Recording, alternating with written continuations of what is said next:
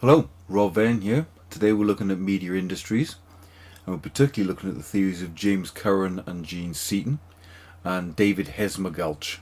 Yep, that says Hesmondhalgh. So, in this session, we'll start off by looking at James Curran and Gene Seaton's ideas that the media is controlled by a small number of companies, primarily driven by the logic of profit and power. That media concentration generally limits or inhibits variety, creativity and quality. And more socially diverse patterns of ownership help to create the conditions for more varied and adventurous media productions. There's quite a lot of crossover between what they're saying and the theories of David Hesmondhalgh. He says that cultural industry companies try to minimize risk and maximize audiences through vertical and horizontal integration, and by formatting their cultural projects, e.g. through the use of film stars, TV stars, whatever, genres and serials, to which we can add spin-offs, reboots, remakes, franchises, etc. He also points out the larger companies or conglomerates now operate across a number of different cultural industries.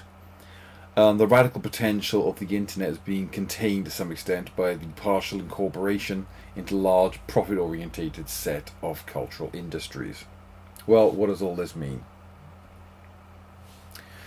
Okay, according to Curran and Seaton, the media is controlled by a small number of companies primarily driven by the logic of profit and power.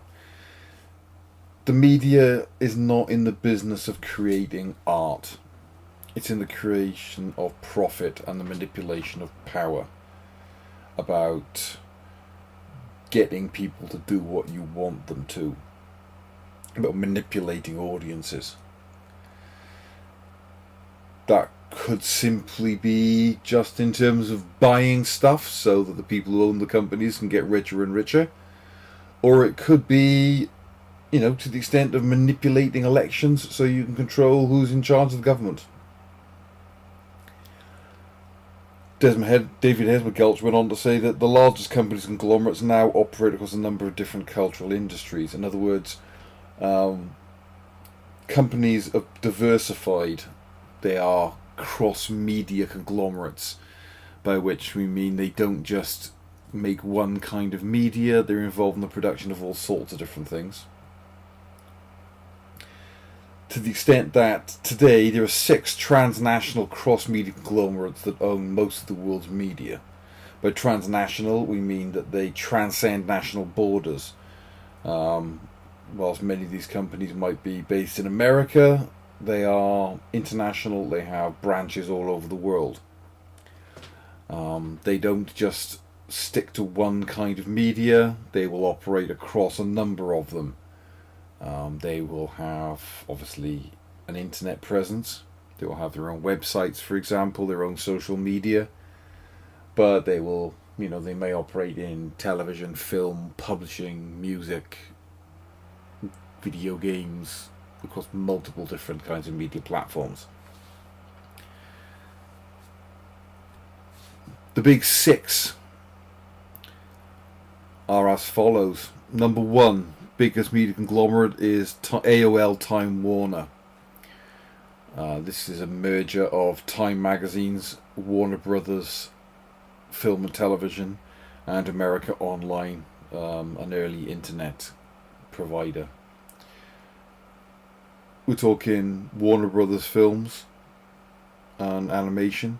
They also own Hanna-Barbera and multiplex cinemas across America. Used to own them here as well. They operate CNN News. They've got 24 different book brands, including Time Life Books. They own Time magazines, Fortune magazines. They've got AOL, obviously, who's an American internet provider. So they're kind of disappearing now. Not to mention a bunch of theme parks. Number 2, Disney, the Walt Disney Company. Obviously, they own, Walt Disney Productions, filmmaking, but they also own a bunch of other film companies like Touchstone Pictures, Miramax, Buena Vista, Marvel Productions, Lucasfilm. So they're responsible for the Marvel movies, the Star Wars films, Indiana Jones. They're rebooting that now. They also own, of course, theme parks. cruise lines, television networks like ABC and ESPN, publishing, music, you name it, they got their fingers in it. There's Bertelsmann, German company. They own Channel 5 in this country. They own RTL in France. They own Random House, the world's biggest publishing company. They own other things like advertising agencies.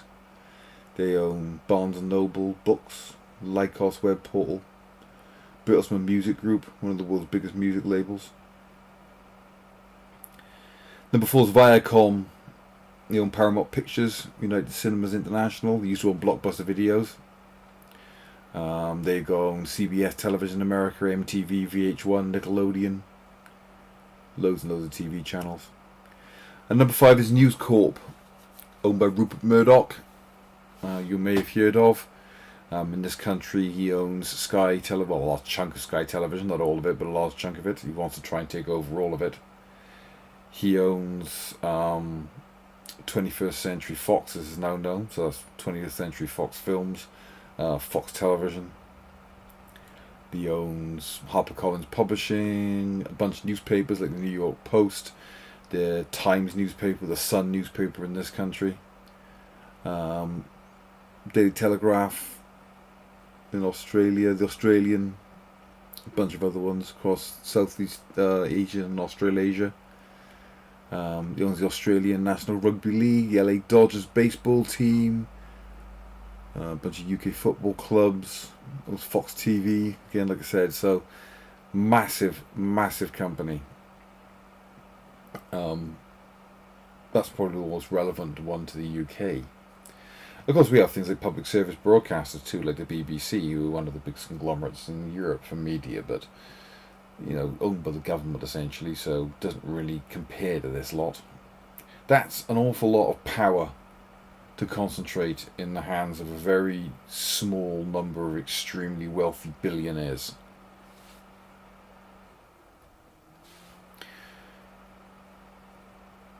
Basically, this is a process of what's called conglomeration. Once upon a time, all these media companies used to be independent. They owned themselves. But over time, we had a process of conglomeration. What's called horizontal integration. That's where one company will buy another company that operates in the same business as they do to become a bigger company. Many years ago, for example, Sony bought Ericsson mobile phones because they could take over the mobile phone division. So this horizontal integration starts by making your companies bigger. This can create what's called a conglomerate. The companies that a conglomerate owns, the parent company owns, are called its subsidiaries. So you buy up more and more subsidiaries, conglomerate gets bigger and bigger and bigger. But then you start to think about buying companies in other kinds of media. So maybe you started off as, publishing company. But then you start having websites for your magazines, for example. And then you think, let's buy some radio stations and some TV channels. If you look at someone like Bauer Media in this country, for example, they own quite a lot of magazines around the country, Curran, for example. But they also own a lot of the digital multiplexes, which is the network for the digital radio. So they own Hallam FM, for example, in Sheffield. They also own, Curran Radio, but they also own 50% of Box TV with Channel 4. They're a cross-media conglomerate. Over time, they have a tendency to become vertically integrated.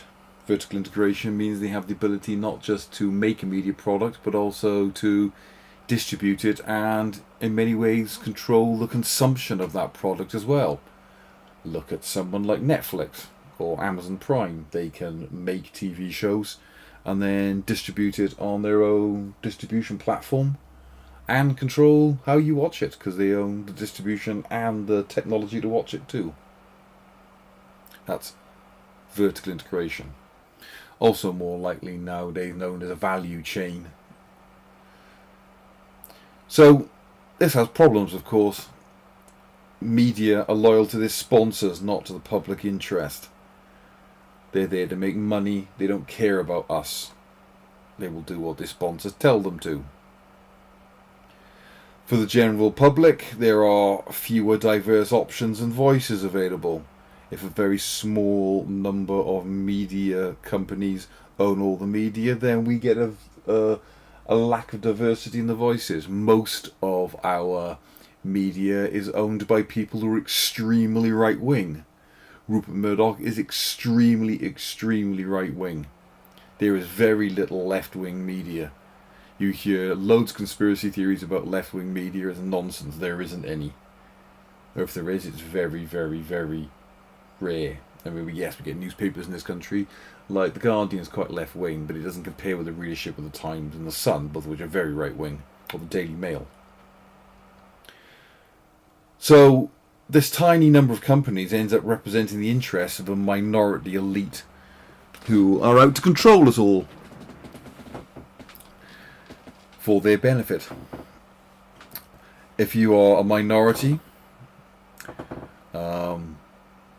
woman, person of colour, different sexuality or gender, whatever, there are fewer opportunities for you to voice your concerns, to reach the public, and very little visibility in the media. Plus, you know, even from a right-wing economic point of view, the more and more media concentration you've got, the less competition you've got. It's not healthy for the market. Market-based competition is absent, there's slower innovation, and it increases prices of stuff because there's less competition.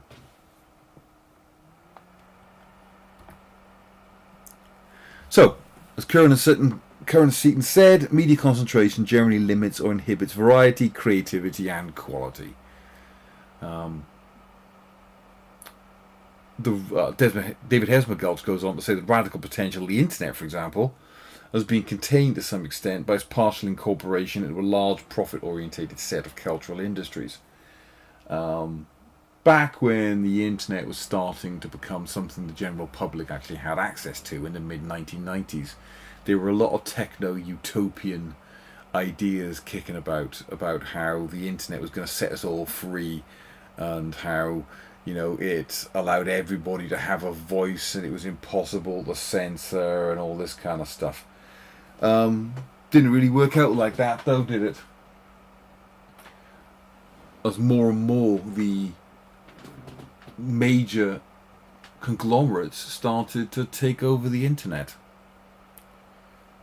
That's not to say that, you know, anybody can't have a website, everybody can publish something on YouTube, everyone's got their own Facebook channel, but it still doesn't going to kind of reach the same number of audience members as something that, you know, Fox can put on. I'll give you an example. Back in 2007, when I was teaching this kind of stuff, we would talk about the fact that most of the videos on YouTube were viral, user-generated content, bottom-up, grassroots kinds of videos. I mean, look at this list. Battle in the Kruger, a video shot by some tourists on safari, in which there was a big battle at a waterhole between lions, crocodiles, and water buffalo. 21.7 million views that got that year. You had Miss Teen USA, South Carolina beauty pageant contestant, gives some surreal answers to a basic question. 20.4 million viewers. Chris Cocker defends Britney, 40 million views, as a guy goes on a rant defending Britney Spears. You've got a couple of people doing karaoke, essentially. Esme Denders sings Justin Timberlake. Tay Zonde sings Chocolate Rain, 13 and 12.7 million views respectively. You've got a video called Spiders on Drugs, in which you literally see spiders under the influence of drugs, 11.5 million views.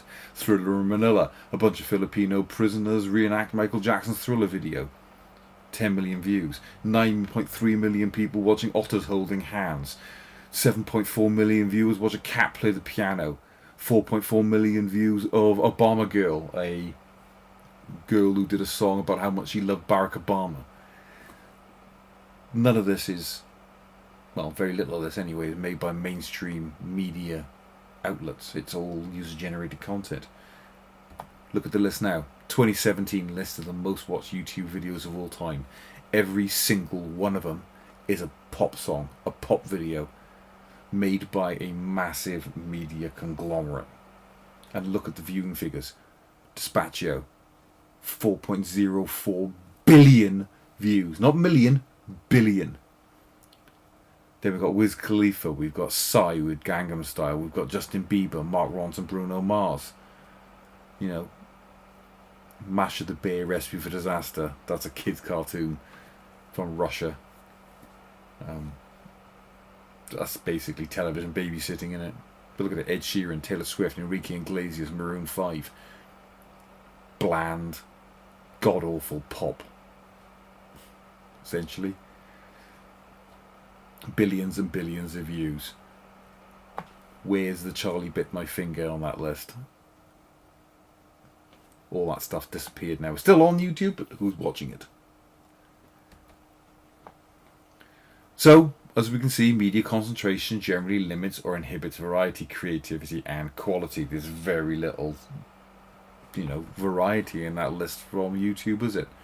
It's all, again, boring pop.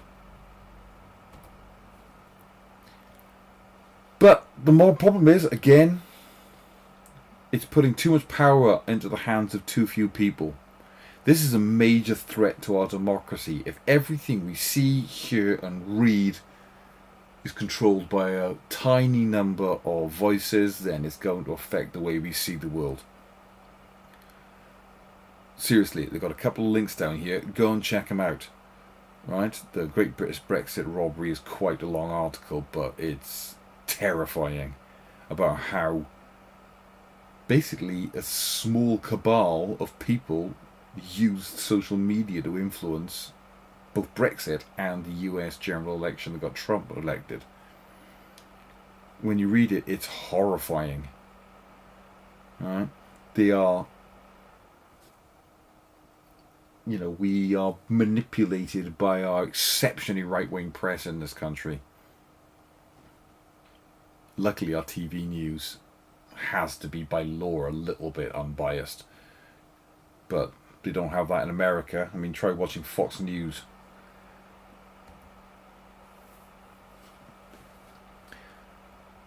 So, finally, David Hesmondhalgh talks about how the culture and industry companies try to minimize their risk and maximize audience through vertical and horizontal integration.